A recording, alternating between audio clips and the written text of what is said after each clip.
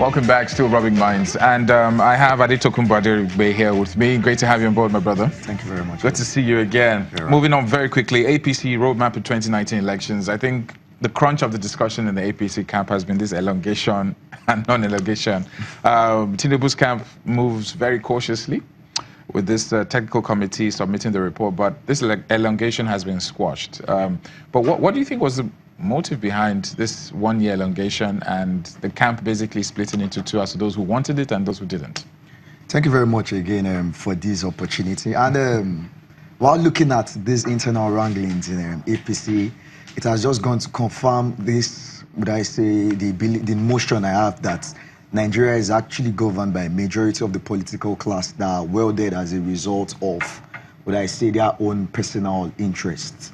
So, personal interest in the sense that they're not even looking towards what the masses actually have to say. And I believe when you're talking about elongation this and elongation that, everybody's just looking at having, would I say, total control of the party structure and the party hierarchy. So I believe it's all as a result of what's going to benefit me ahead of the other person. However, the interesting part about that is that that's the beauty of democracy. So I'm looking at it from that perspective as well, because there's this saying I actually live by, and that's which goes those that kingdoms come and go.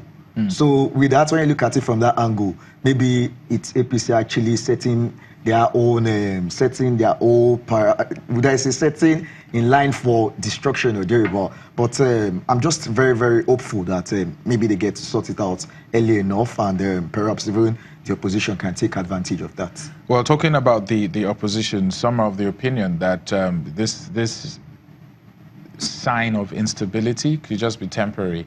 And with the fact that 2019 is around the corner, everybody stands something to lose. So there is cohesion.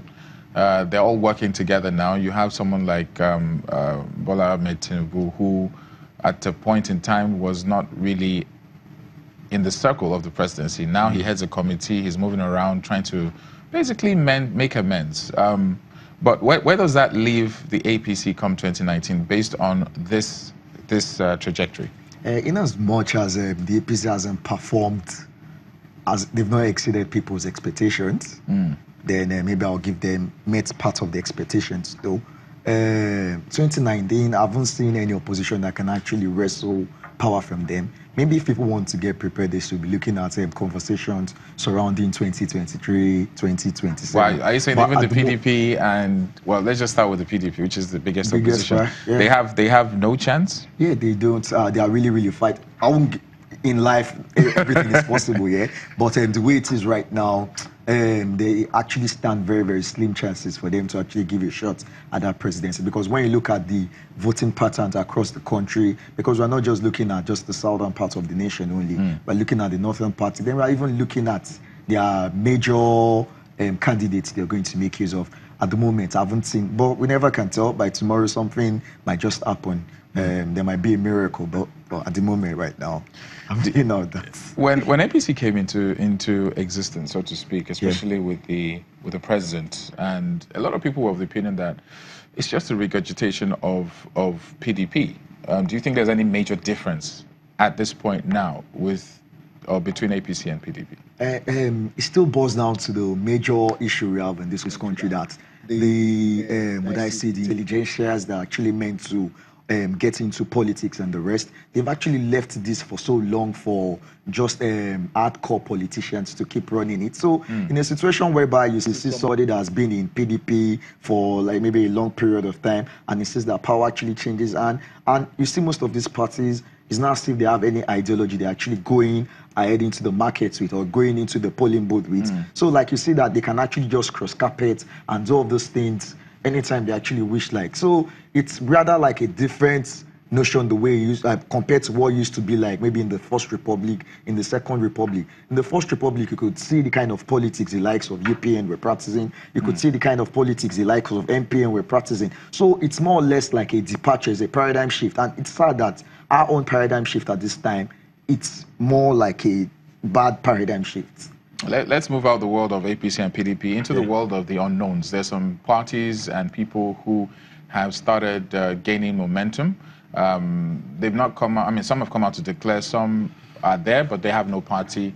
How feasible do you, or how desperate do you think Nigerians are to the point where they would vote for an individual who doesn't belong to any of these two parties? Do you think they'll be looking at the party strength or the caliber of the person running, either at presidency level, governorship, whatever level? And that's very interesting as well. I remember one of the last, maybe the last time I came here, and one of the conversations we actually had was diaspora voting. Yes. And I could remember that we actually said something with diaspora voting about helping us, maybe if not even in this electoral voting cycle, maybe sometimes in 2023. So what I'm saying right now again is that I don't see them with so much chances come 2019. That's people outside these two people major outside parties. these two major parties. And what actually expects Nigerians to do is that, in as much as I'm an ardent social media person, I get on social media to actually measure what people are saying over there. I think there's more to the kind of politics we play in this part of the world than just being on social media. That's why I expect these new parties that are coming on board to get into the trenches. What do I mean by the trenches? Look at the voting patterns in the northern part of the country. Are you looking at having some sort of amalgamation when it comes to the ideas you actually believe with those parts? Because if you tell me that you're actually looking at, you're more about the social media and social media. So how many people exactly do you want? So in that light, I expect whoever is actually coming in right now, you should be looking at that. And 2019, we have just less than 10 months for the election voting cycle to come around. So now tell me, what exactly do you want to do? However, miracles do happen. So I'm not ruling out that. Before miracles happen, let's even take a look at the issue of PVCs. Yeah. The report going around now is that there's a lot of apathy, people not really showing up to pick up their PVCs. Yeah. And it brings the question as to where do you think the voting population actually comes from? You mentioned the issue of social media, people ranting on social media, but in my discussion with other colleagues, the same script keeps playing out, which is the fact that the votes that matter don't come from all these educated, people, learned people. They come from the woman who sells tomato, the man who is in their abattoir. Yeah. In fact, a friend of mine gave an analogy of a family that survives on a pot of stew, 1,000 naira a week for a family. And how do they do this? They buy all the leftover rotten tomatoes, they buy the meat that has been cut aside, and they cook stew. Now, when politicians approach people, families like this, with maybe a bag of rice and 10,000 naira, you can imagine that that's 10 weeks worth of food. How do you think the people who are coming into the elections, the new parties, the new members, how can they address people like this who do not necessarily respond to intellect? They're just hungry and they want to eat. So that's a very, very interesting question.